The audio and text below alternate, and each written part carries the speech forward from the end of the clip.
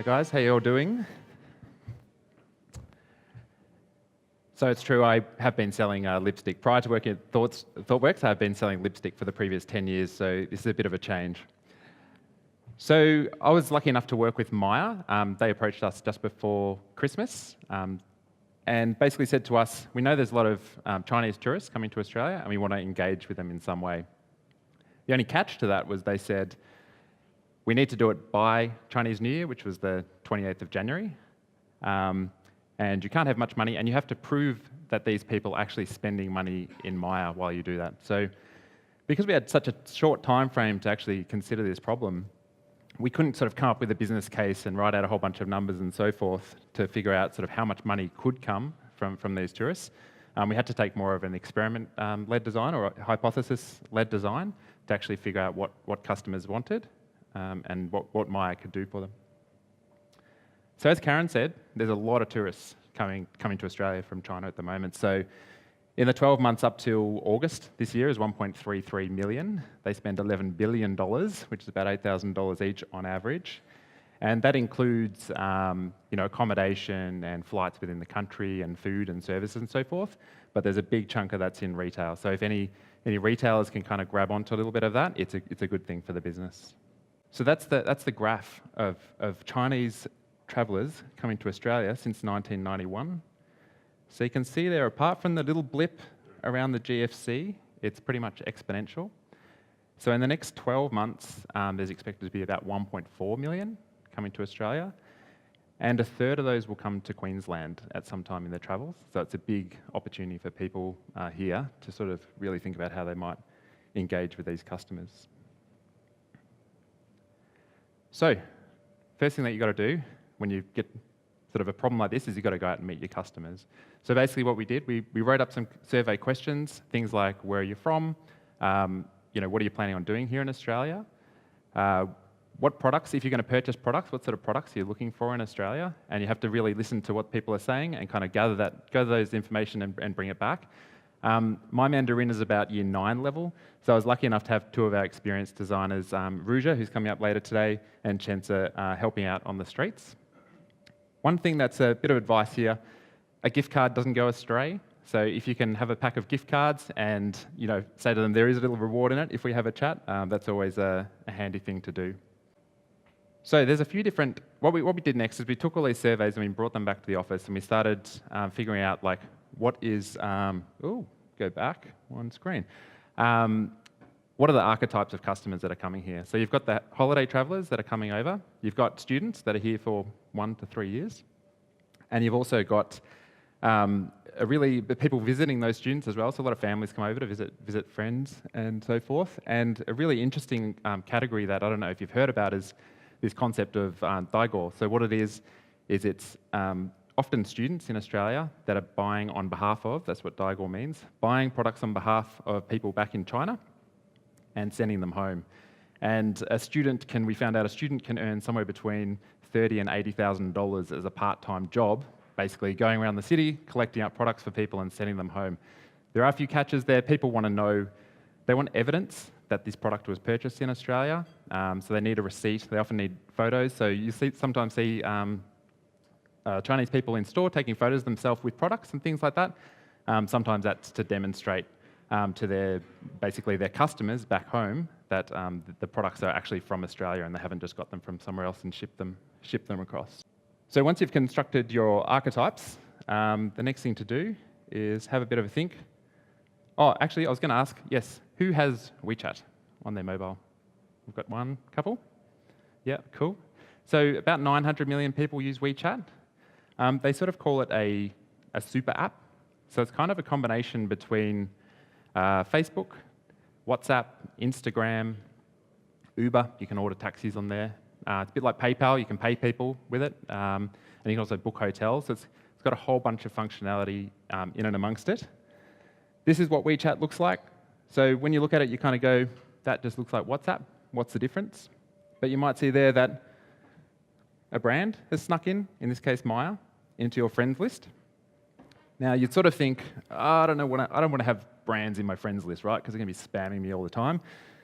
WeChat sort of control that, and they make sure they limit the ways that you can reach out to your customers. They limit the contact to 4 times a month.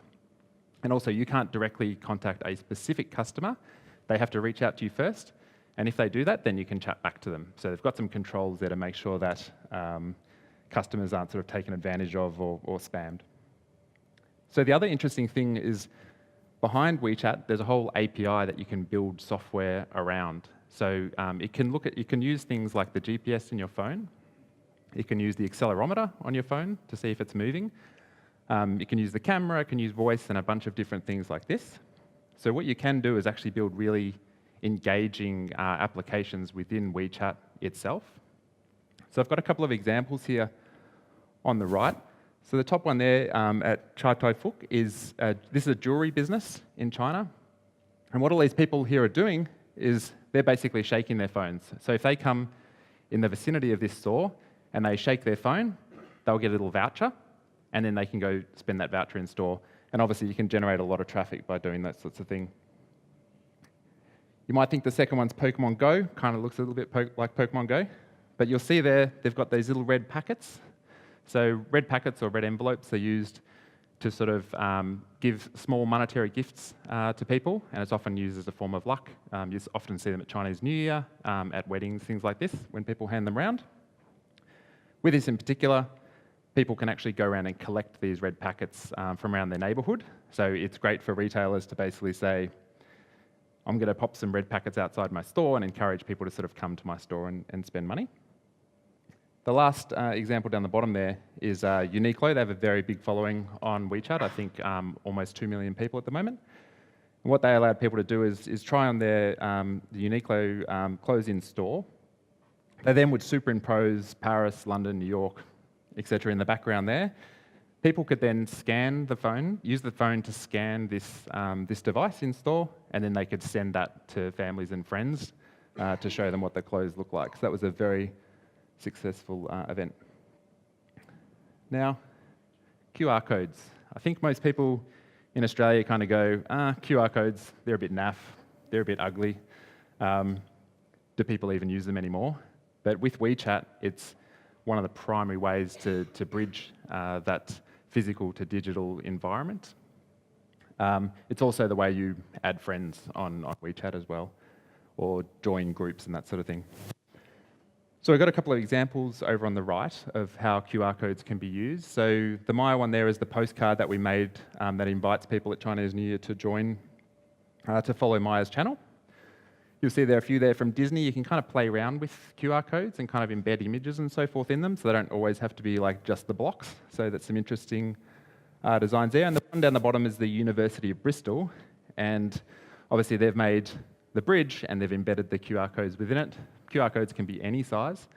So you can scan them from 1 metre, 20 metres, 50 metres, depending on the size of the actual image.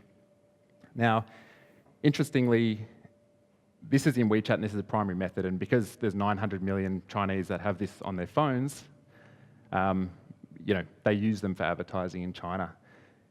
In the latest version of iOS, iOS 11, it's now built in as a native feature of the camera. So if you open up the camera and you're taking pictures of people or whatever, you might start to notice if there's a QR code in your frame, you get a little pop-up come down from the top of the screen, and you can basically follow that to the link. So it's a great way of disseminating information. Android also has it now. You'll see it just above the Chrome keyboard in Android. Cool, so back to Myer. So basically, chatting to people, we talked about the sort of products they wanted. At Myer, particularly of interest is Australian brands. So you get Jurlique, Natio, Aesop, things like that people really want to buy and take home. Also Australian designers like Matuszewski, and also products that are made from natural fibres like wool and so forth, where there's provenance. So they're sort of made in Australia and things like that. There's a brand called Mini Jumbuck that sells like woolen blankets, and they're extremely popular to the extent where at Myer now they have a vacuum cleaner so they can vacuum pack them. So you can buy 6 of them and sort of cart them home. And they're not cheap, they're $400 or $500 each. So very interesting. So basically, Myer's got some brands and products that Chinese customers want. This is our hypothesis. We've got stores in most capital cities around Australia, so tourists should be able to get to them quite easily. Because most of the tourists have WeChat, we're going to use that as our engagement channel. And because the executive that wanted this project delivered said we have to show that we can make money, all of this turns into the ability to actually prove that revenue can be made through a social channel. So as Rowan was saying earlier, with ideation, go wild. You have to go a bit crazy. So you don't want to think about things, you don't want to think about, can I do this at this point in time? You just want to think, what do these customers actually need? So some good examples of this was, translation's a huge problem for Chinese customers. So they come into store and they want to look at products and so forth. English speaking sales associate, how do I deal with that? So, one of the ideas was, a customer in the store could click a button and a Mandarin speaking sales associate would come running. Tough problem, may not be feasible, but that's okay. Let's just have it anyway. People also struggled with tax refunds. As discussed earlier, tax refunds never fun, and it's that horrible point of a journey back to your country where you're sort of like, now I have to queue up and pull out all these receipts and get some cash back from you, and no one really likes doing that. So that was a concern. So we came up with a bunch of ideas, probably 15 to 20 ideas. No judgments at this stage. And then the next point was to basically take them back to the customers. So as I was saying before, what's the fidelity of one of these prototypes? My drawing skills is a bit like stick people with boxes, not great. There's some really good tools like Scenes from SAP. You wouldn't think that a massive finance company would make a UX tool, but they have. And so you can print all these out and cut them out and sort of paste them on quite quickly, and then all you need to be sketching is your boxes, which I'm good at, so that's fine. So we basically took a whole bunch of these prototypes, we took them out in the street, again, to speak to customers, and we said, would you actually use this or not? Let's have a conversation about what the flow is. And we came up with new ideas, but then again, we threw probably 3/4 of the ideas out because we thought it was a good idea, customers not so much, they weren't particularly interested in the idea. So the next step is to basically say, all right, so we've got these ideas that have actually come back from customers where they say, yeah, I might use that, that's actually quite good. But we do have this problem of technical feasibility and business feasibility. So we basically put it out on a graph and said, all right, can we actually do it? So low feasibility means very tough. On the other scale, what we did is we laid out, these are like solving specific problems. This is brand engagement up the top. So we didn't want just people to follow Myer, we also wanted them to actually be able to solve their problems that they're having. So one of the biggest issues is Myer has catalogues that they release every couple of weeks, which has lists of deals and offers, but they're in English. So how do I know what's on sale and what's cheap if I'm a tourist? So that came out as one that we could actually look after and would solve a problem for people. And also we had a couple others that we chose there. You can see some of these things. Live broadcast events, they're great, but they're hard to set up. Delivering things to hotels, you got to deal with hotels. So there's a whole bunch of things on there which are actually quite complicated when you look into it to deliver, and you're not going to be able to do that in a 5-week time frame. So this is Johnny had this slide up earlier. So this is basically pirate metrics. Does anyone know why it's called pirate metrics? Because they are. Bad joke. That joke was from like 7 years ago, whenever it was invented. I think a guy called Dave McClure invented pirate metrics. That's a weird concept, but it's actually a really good thing to use in practice. So acquisition is basically, I've attracted a customer and they can see what I've got. So we need to consider that. Activation, now I need to see some sort of intent that they're going to actually do something and engage with me specifically, rather than just being a passive follower. Coming across to the right, you've got revenue. So, we're told this has to make money, but we have to actually be able to tie that back to one of these customers over here. So we have to be quite specific about the way that we track that revenue. Referral, can I send things back to my families and friends and say, you want to shop at Myer, this is why. And retention, we want them to obviously keep coming back and be happy customers. So what we did with that is we took the ideas that we had and we wanted to map them out against these metrics to say where, at which stage, we could actually start to measure some of these things and prove the value. So with acquisition, as you're probably familiar, influencers are very useful. In this case, using influencers in China well in advance of Chinese New Year, and then using local influencers who communicate in Chinese closer to the event.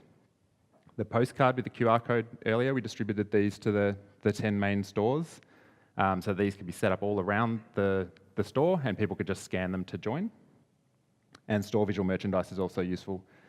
And we struggle with the VM team because they sort of said QR codes are ugly. So we're like, what can we do to make this look good? And so we had a few challenges at that point in time. So activation. What we did here is this is the views and the offers and promotions that Myer has on hand. So Shake is basically there's an accelerometer in your phone, and so you can pick up certain types of activities. So if you shake your phone in WeChat, you can make it do certain things. So we decided to use that to figure out if people actually wanted some information from Myer rather than just following. We created a red envelope game, which was the way of basically, we needed to tie the revenue back to a specific customer. And so to do that, we actually had to give out numbered gift vouchers that we could track back to that person. Because if you use a discount code, like here, it's very hard to actually tie that to a person. Yes, I saw a discount, said 40% off, but did I shop because I saw that, or was I just buying the product anyway? And we used a digital gift message application to do the retention and the referral. Cool, so these are the 3 different apps that we made. Given we had a short period of time, we did them in a specific order. So basically, the first one is the Shake. So basically what it does, it invites you to shake your phone to get deals and offers. You shake your phone, and basically you'll get 2 offers that pop up every time you shake. And they will have the Chinese text up the top, and also have the brand. And then an interesting thing with the way that they show discounts in China is that's actually 40% off. But the way they do that in Chinese is they say it's 60% off price. So that's kind of how that works.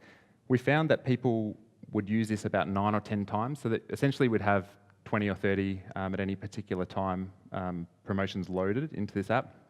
And people would keep shaking until they saw an original promotion come back around again, and that's when they'd stop.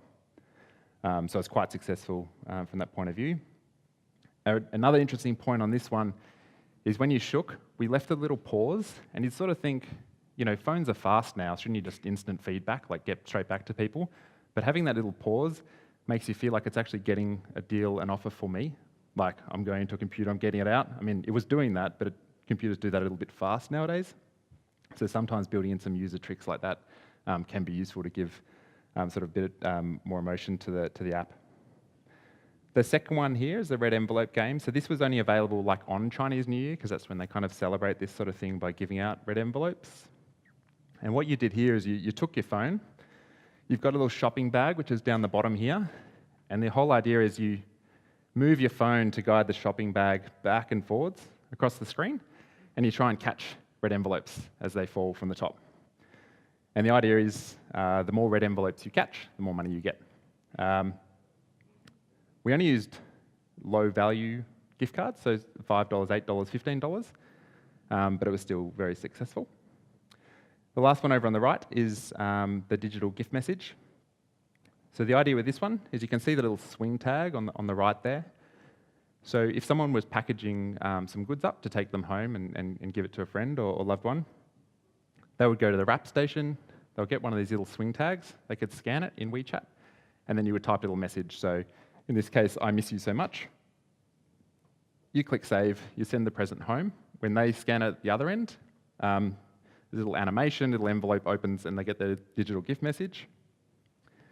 The other interesting thing down the bottom there is you'll see there's like a date and time and so forth. So when before I spoke about the Daigor, like you need to prove that you're in the store and you did something at a certain time, this helps. So if those people are buying presents, I mean, they're buying them, their customers paying, but they're buying products for their customers and sending them home.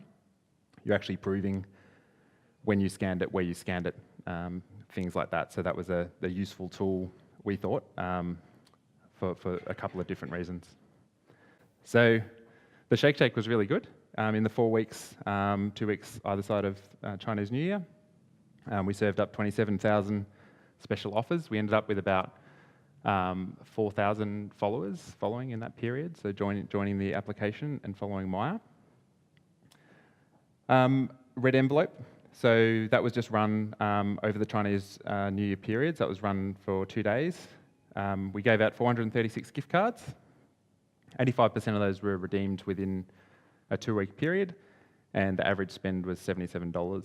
And interestingly, the average spend was $77 for all 3 levels of gift card. So it's surprising, a $5 gift card, they were still spending $77. So it's something that's worthwhile, testing out, like with these things. If you can build more tests into your experiment, you might find some interesting facts. Now the last one, the digital gift message, we thought was a good idea, but wasn't. Only 134 of these cards were used, and I'd printed 5,000 of them. So there's probably a bunch of boxes around Myer somewhere with those things gradually degrading in them. It's really hard to basically execute this in store. So basically you have to do it at the wrap station. The person at the wrap station kind of needs to understand what the tourist's saying. So if there's a language problem, very difficult to sort of explain, hey, we have these cards, this is what you can do with it, go in the app, do this, do that. Very difficult to communicate. And as well, maybe people were just buying things for themselves and they weren't sending them to other people. So lesson learned, and that's all good because that's what we actually sort of want to achieve out of this kind of experiment, is we don't always want to succeed. Does anyone use this app? Probably everybody. So now that you've kind of gathered that information, the executive at the start said, you've got 5 weeks, you need to prove that WeChat, or you need to prove that we can engage with Chinese customers and do that with revenue. So basically your little experiments give you some data back, which then you can extrapolate forward. So basically take your data, prepare it, model out the costs. So, influencers cost money. Printing 5,000 little gift message cards which never get used costs money. So you have to basically model all these things out. You can put in there your peaks and troughs. January, February, is going to be busier, so we can boost up those months and so forth. I think there was a discussion earlier about the way your team gets funded. So when you're doing this, look for capacity-funded teams, and what I mean by that is there's a certain number of people and a certain spend that I can have until this is not successful. So what we don't want is project-funded. We don't want just budget amounts. So here's 100 grand. Have fun, and then you get to the end of that money, and you're sort of like, "Can I have some more, please?" And suddenly they turn around and go, "Actually, we're not very interested in that anymore." What you want to do is have that communication where it's like, "No, if I have good metrics, if I'm making revenue for the business, like you've said, you will keep giving me money." So keep that in mind when you're asking for the bigger check at the end of your experiment. The last thing there, which is, again, a little bit boring, CapEx versus OpEx. To me, money is money. If you've got a finance person that you like, buy them a coffee, get them to come in, explain this stuff to you, model out your depreciation for the asset that you build, which is the app, and kind of play that forward over the period of the engagement. Because when you take those things up to the C level and you say, "Hey, look, I've even modeled in depreciation into this," they'll be like, "Oh, good idea," and hopefully sign the check for you. So we can't really leave you with an Excel spreadsheet because that would be a bit of a bummer. So we've got a little video to play that sort of goes through the engagement and shows like how it was received in store.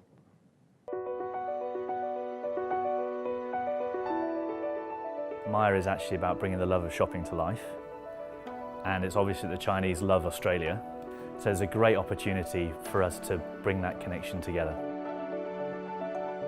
A match requires an emotional connection. We partnered with ThoughtWorks so we could quickly understand that consumer behaviour to build that connection. When I saw that digital experience, I knew immediately the Chinese consumer would love it.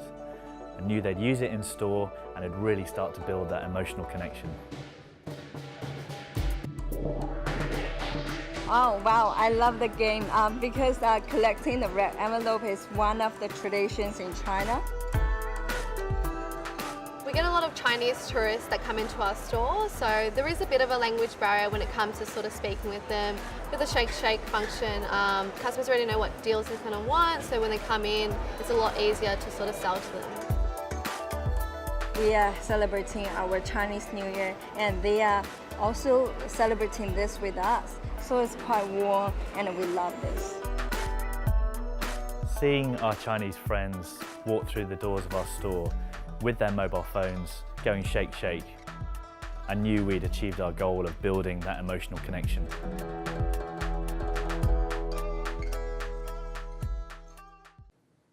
So all in all, it was a pretty fun and exciting because you saw Chinese New Year. It's kind of fun and there was a lot of activities there, so that was a really good project to be on. So cool, awesome. Thanks so much. Cheers.